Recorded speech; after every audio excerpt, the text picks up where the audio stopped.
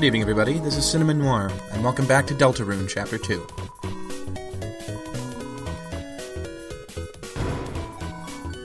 So yeah, I'm selling my weapons because I don't really have any use for them. I'm planning on doing a pacifist run for this.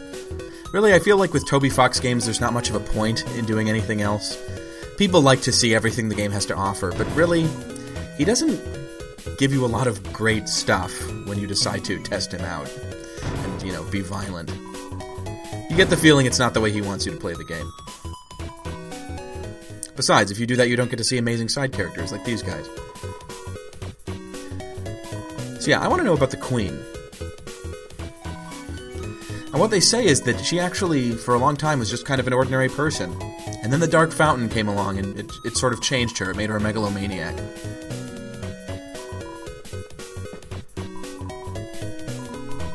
Oh, you're no help at all.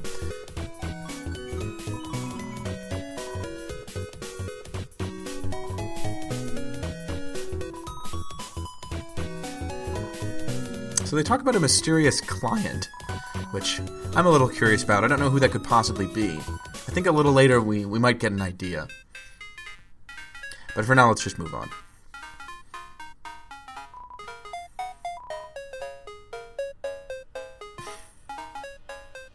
Apparently, if you're on the Queen's side, she doesn't turn you into one of these creatures, which seems a little unusual to me. I would think it'd be easier to turn people who are already on your side. But I guess that's an incentive for you to just join up.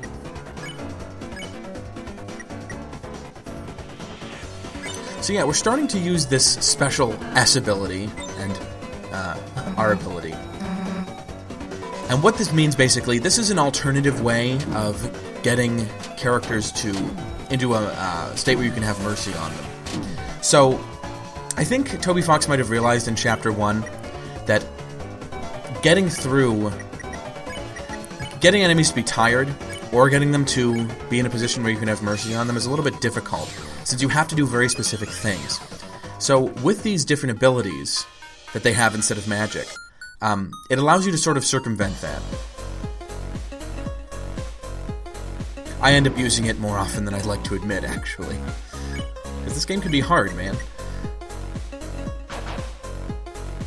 So yeah, that tension bit actually is a very useful item, potentially. If you have a lot of trouble getting that sweet spot between being hit by stuff and being scot-free, which is what gives you the TP, it can be very useful to have items like this. I'm pretty sure there was nothing like that in the first chapter of the game, where you could just use an item to get more TP in order to cast spells. One thing you may have noticed watching me in this is that I routinely don't have enough TP to be doing anything, which is part of the reason those special abilities come in handy. So yeah, I decided to use the tension bit here just to show it off. And yeah, it's exactly what it says in the tin.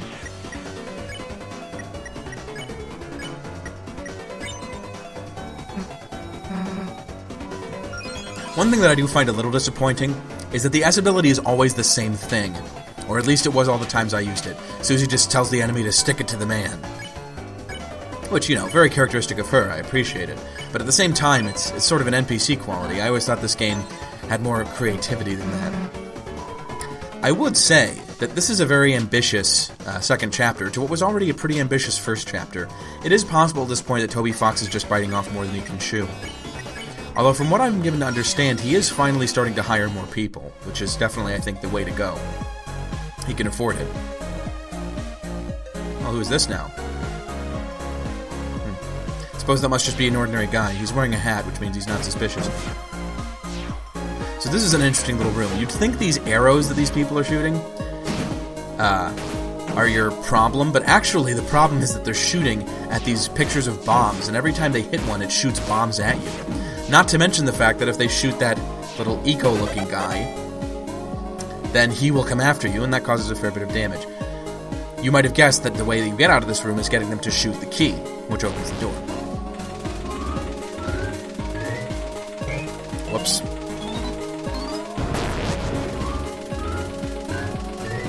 And I think we missed one of those, so we might be in trouble here.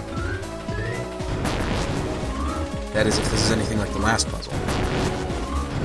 For some reason, these things always remind me of Sonic the Hedgehog, which had in Metropolis Zone, they had screws that you could run along and that would cause them to spin up a little, sorry, it's a bolt you're running across that causes it to go up a screw. Could it be the inspiration for this? I don't know. This looks like a good building to go into. It's emblazoned with our worst enemy. Is that a rubber duck?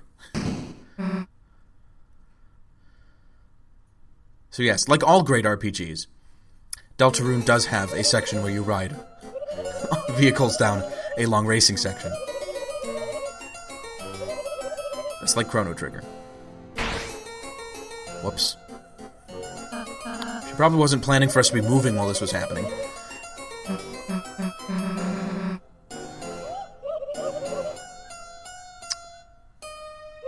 Budget cuts.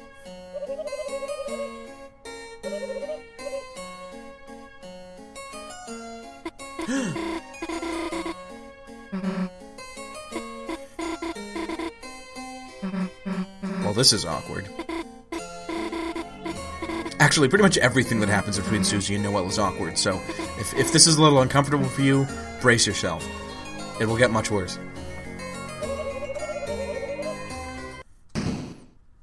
Wow. Pretty sure knights in armors don't run over the people they're supposed to be saving. But yes, no one likes Birdley, but he's here. I think in Chapter 1 I mentioned that he is possibly the most obnoxious character in the game. He still is. And probably always will be. So yes, Birdley has basically become sort of the second in command to the Queen. Self-appointed because she can't stand him. And he's obsessed with intelligence. With forming this sort of utopia where only smart people will rule. Which really is very similar to what Plato believed in.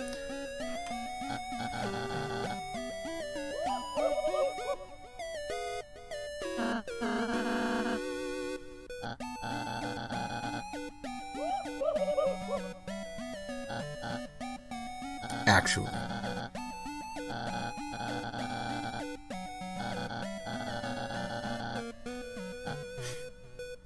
Well, it is a royal toilet.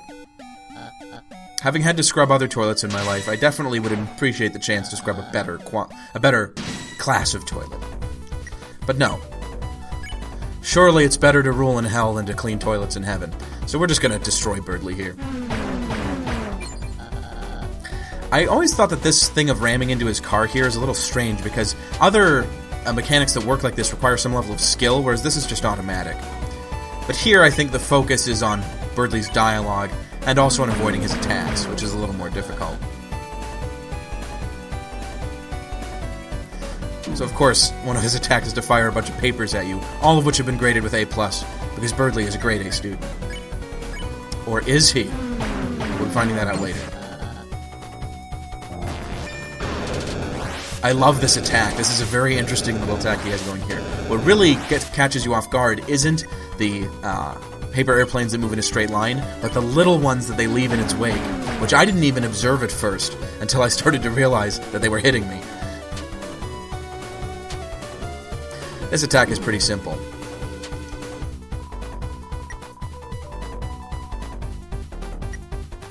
So, yes, Birdley is spending the time to ask the Queen stuff, which she is absolutely not listening to, because nobody wants to listen to Birdley. He has nothing worth saying. It is a little strange, by the way, that the mercy option in this particular fight is to constantly crash into his car, which I would say is actually quite a violent thing to do. But really, in the situation you're in, how are you going to be any less violent than this? I mean, at least we're not trying to chop his head off, which he's trying to do to us with that giant axe. Which he doesn't use. One of the weird things about this game is that when characters have weapons, it doesn't actually mean much because they don't attack you with weapons, they do it with attacks. He just loves that explosion effect.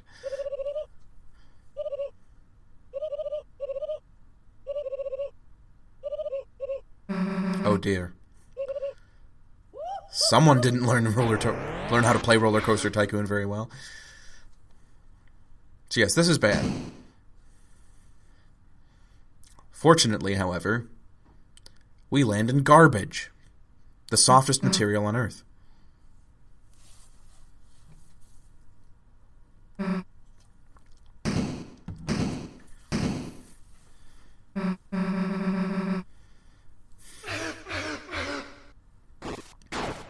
one likes you when you laugh at your own jokes, Susie.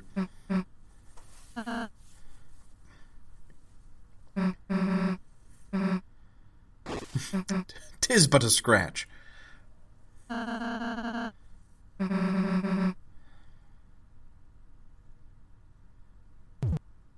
Personal space, for all sake. I do find it kind of weird that Ralsei chose to go up so close, since he's demonstrated the ability to heal people from even mortal wounds before from a distance. But maybe he's making a point. And that point is touching his friendship. So yes, actually what Ralsei does here is offers to teach Susie how to heal people, which is interesting, and actually, he does. I'm just going to spoil that right now. So Susie's going to learn healing. I'm sure she'll be excellent at it.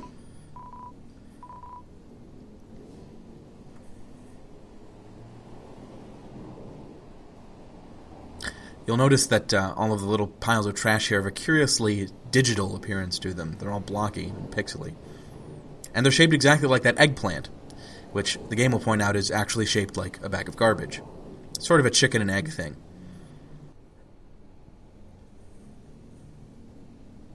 So there's nothing in that direction, or at least nothing that I could find. Who knows? There are so many secrets in this game. I'm sure there's a whole other chapter that's hidden behind something that you do in there, but I never figured out how to do it. Oh, and here's Nubbard again. We all love seeing him. He's like the opposite of Birdly.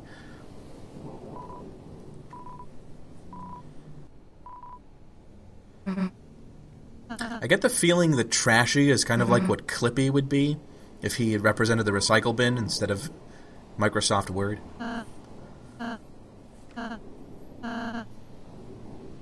So yeah, here's Ralsei explaining the expanded storage. You can't use items that are in that, but they will get sent there automatically. Oh, no. Don't do that. I've seen Scooby-Doo too many times. So once again, your choices do not matter. In fact, the other two go off on their own, and you get to be by yourself for the first time in a very long time in this game. I actually found this section rather depressing, not only because I have very few friends in real life, but also because Chris is a very empty kind of main character. There's very little to him, so it's not fun to be just with him. Fortunately, this area is a little interesting to make up for the fact that you don't have an interesting protagonist with you. Here's one of the werewires from earlier, but I suppose this one is tame. A little bit unusual. And here's a weird mechanic from this section. We actually have to use pedestrian crossings to our advantage. In this case, they don't even actually stop. They just sort of slow down and do sort of a Russian dance kicking motion.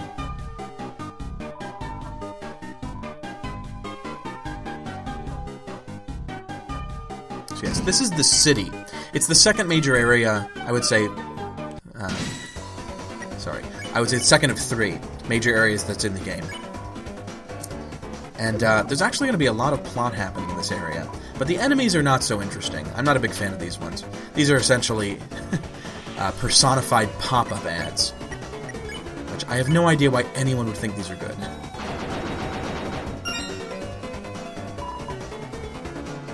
Obviously, one implication of being on our own is that it's now going to be a lot harder to get rid of enemies, because even when we make it so that they can be spared or pacified because they're tired, we have to spend all of the extra turns in order to do it. So this actually makes the game substantially harder. It's fortunate that we're not going to be on our own for long, as we'll see.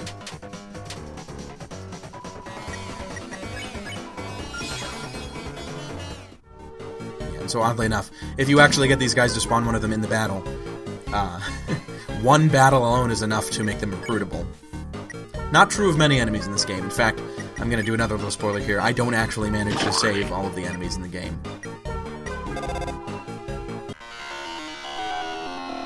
I don't know why I tried to call on the cell phone. The first chapter established quite definitively that you just get white noise from it. Sorry, not even white noise. Gross noise. And Lancer just does that. I don't know why I was trying more of him. He's about as helpful in this chapter as he was in the last one. So yeah, here's Noelle. I see she's regretting her choice to become a peon.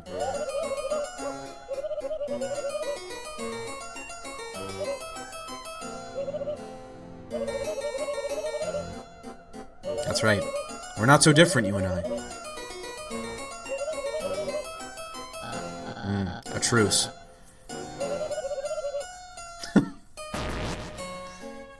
So yes, we are now hiding two different people from others, including one person who we're hiding from, the other person who's hiding with her. Notice Noelle's expression in this particular section. She seems quite perturbed by whatever is above her. Let's not think about that too hard.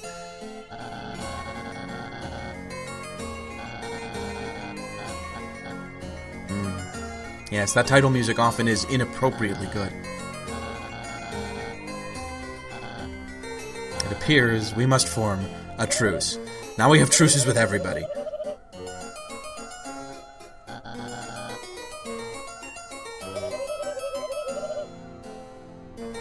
Ah, the sounds of the city. So relaxing. Honk.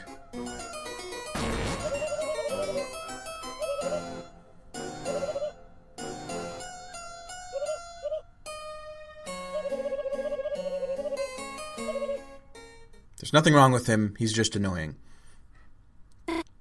There's a flaw in the logic with that somewhere. So yeah, you can say no triple truces, but honestly I love triple truces. They're the best kind. So we're going to form a truce with Noelle as well. That one seemed to be a little random. You're filled with the power of not knowing what a sugar plum is, but sugar plums have not even been mentioned. Oh well. They can't all be winners. So yeah, I think it's really obvious at this point Noelle has kind of a crush on Susie. So this is a very strange little puzzle. We're going to be running into a lot more of these soon. It's a mouse puzzle, where we need to get mice to move out of one mouse hole and into another. And yes, it's a very simple kind of physics puzzle, but they do start mounting up the complexity pretty soon. One interesting thing I've found about Deltarune Chapter 2 in particular is that whereas a lot of Undertale, the puzzles were kind of excuse puzzles that weren't that difficult, or they were total jokes, like the one where you have to step on the colored squares. And then in Deltarune Chapter 1, I would say there weren't many puzzles at all, period. Now puzzles are actually starting to become a focus of gameplay. The emphasis is less on the puzzle combat and more on strictly puzzles. So yeah, every time you fail to get them in the hole, they actually bother Noelle, which starts to really perturb her after a while.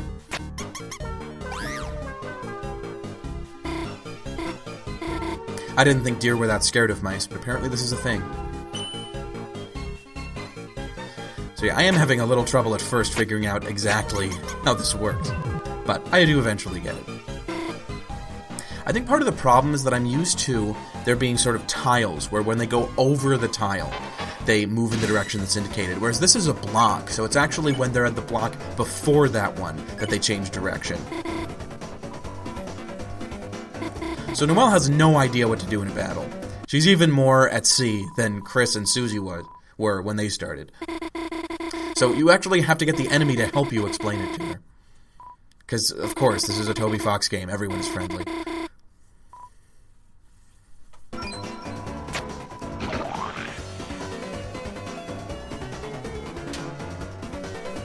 Well, Noelle is actually none too useful. This might be a good time to point out. There is a very strange alternate way to play this section of the game, which people refer to as Snowgrave, in which Noelle does become useful, but only at the cost of becoming a little bit freaky and violent. In fact, the Snowgrave route in this game is essentially the equivalent of doing a No Mercy run, or genocide run, as people other than Toby Fox call it, in Undertale. If you do the Snowgrave route, basically you have Noelle freeze all of the enemies with ice magic, which of course will make them freeze in real life, and essentially doom them to eternal torment as frozen, glitchy things. It also involves another character who we haven't seen yet. So here I'm just doing a little bit of inventory management. Kind of thing that I would edit out if I was a professional Let's Player, but I'm not, I'm a scrub. Which is just as well, of course, because the huge climate shifts that have happened on YouTube have killed all of the professional Let's Players. And it is only small little mice like me that will survive. You know, metaphorically speaking. So, if we go up there, we can see a little vignette of Ralsei and Susie enjoying cotton candy while we have to fight enemies and do all kinds of crap. They are literally just having a super fun time. No enemies there. God, if this doesn't activate your envy, I don't know what will.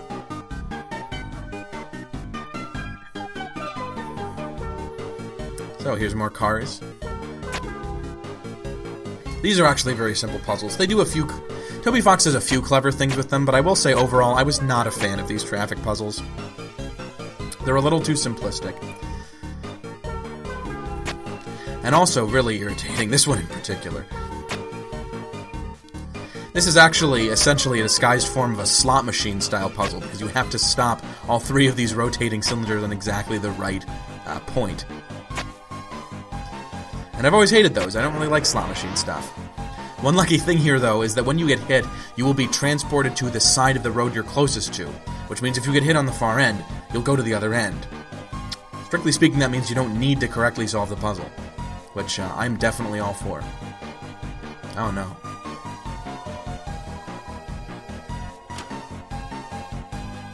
You don't look and sound exactly like him. You use exclamation points. This whole game is a lie.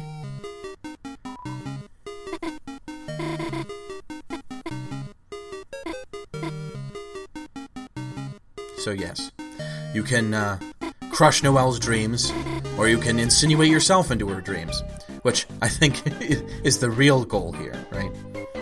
We need to replace Susie.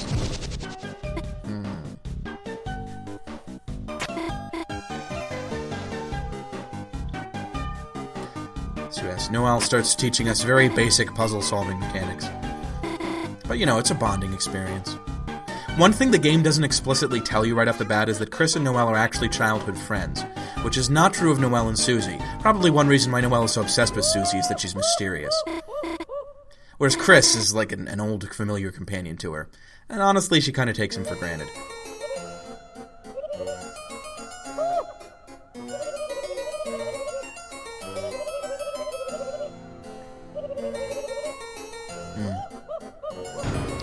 So in addition to being a red-hot mom, as the earlier people said, she is also a wine mom.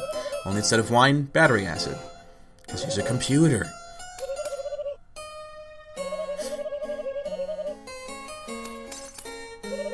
As Trucy's is a very special bond. This, by the way, is the one part of the game I would completely screenshot if I wanted to turn it into a meme. You understand me, Chris, while she's just leaning on you and covering your head. So, yes, this is actually an excuse for her to dump on Birdley, whom she really cannot stand at all. But she's having to put up with him. Which really, when you get right down to it, that's such a punishment that I don't think we even need to put her in jail once we defeat her. She's suffered enough.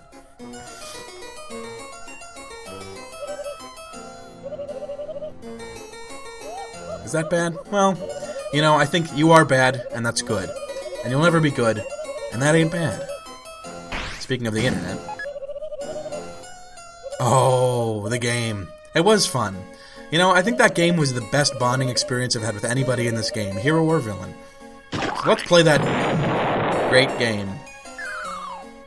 Which this is definitely not an improvement on.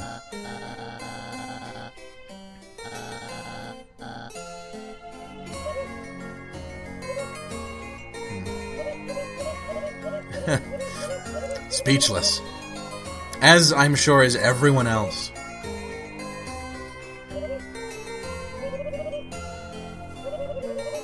By the way, one thing I didn't notice while I was playing this is that he's wearing Crocs. Which, really, I mean, the rest of this is just impeccable fashion, but the Crocs is what really completes the picture.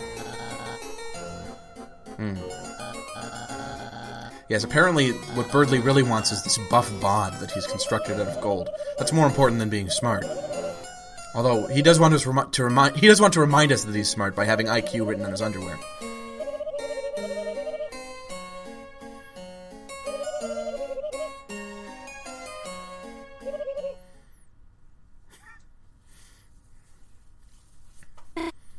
By the way, those of you who have been paying attention may recognize that the face that Noelle painted on that cardboard box looks exactly the same as the robot face that the Queen said she would turn her face into. Which means, in a way, the Queen has done exactly that. Oh, poor Noelle. Got solid snaked. So, have a good night, everybody, and I will see you for the next chapter of Deltarune.